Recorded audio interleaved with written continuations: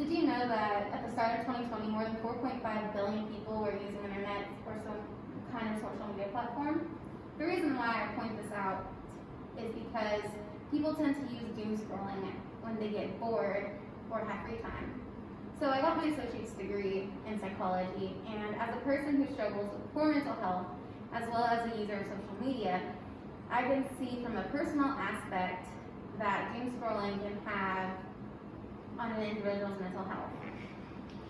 In this presentation, I will be talking more about what doom scrolling is and why doom scrolling happens and what the solutions are to doom scrolling. A lot of people may be curious what doom scrolling is, and another term that comes to mind is that it dooms surfing, right? And these two words have a definition that can be described as an act large quality and negative news via online in a slightly obsessive manner despite an onset of anxiety, which you can use your computers and tablets and smart devices to self-diagnose and try to look up problems, which then you get into this aspect of digging down deep. Well, mental health experts have stated that doom scrolling can be detrimental to an individual's mental health. The reason why they believe this to be true is because there have been studies shown that poor mental health is linked to news exports during or after a negative traumatic event. Now, as we dive deeper into social media's doom scrolling, one may ask, why do we doom scroll?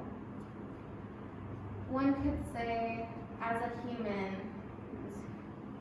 we are hardwired to learn and want to know everything and what's going on, because it's a survival mechanism. Curiosity drives our being,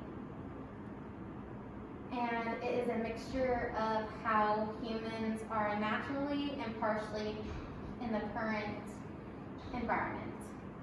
Well, as we're in this new age right now, there's no shortage of bad news, and it's very tempting to follow the twists and turns of this pandemic and the tensions of the social political climate. As I go on, you may be wondering, what are the problems that can be connected to doom scrolling? On top of the fact of our phones being so calling our attentions day to day, we can get addicted. Social media and the web are tailored to our individual interests. And however, as we go on, some of the problems that are connected to one's physical health can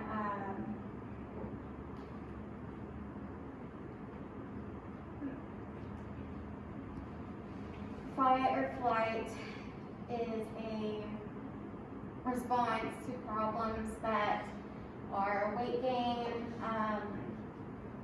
and mental memory problems, which then leads me to my next and last point, which is in different ways to stop doom scrolling. You can turn off your news feeds, on social media, and schedule time to end so you don't doom scroll all throughout the night and you're on your phone for 2 hours on TikTok. Another way is to monitor your emotions. If you find yourself more tense or upset after scrolling, minimize that by checking out the news sites on Twitter accounts.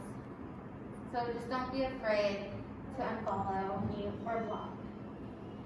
As I bring the speech to a conclusion, individuals need to be seriously concerned on doom scrolling and just be cautious.